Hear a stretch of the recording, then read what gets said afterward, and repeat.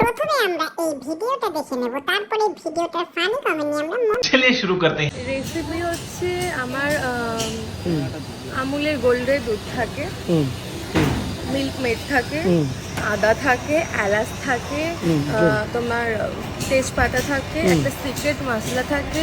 Chicken মশলা বা নিজের handmade না কে করে, তুমি করো নাকি? হ্যাঁ হ্যাঁ, ওটা আমি করি। আচ্ছা। ওটা আমি করি। কেশর থাকে, হ্যাঁ।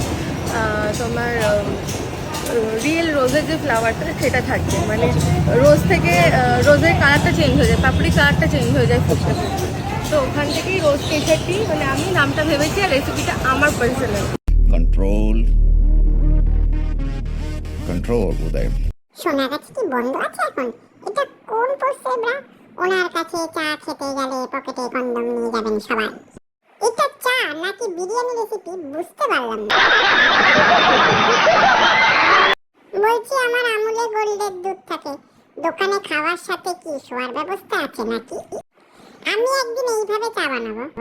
250 হাতে নেই শুধু মাংস। একই দুধের সাইজ। আমুল দুধের থাকে নাকি ঘরোয়া ডায়েরি থেকে বার করা দুধ থাকে?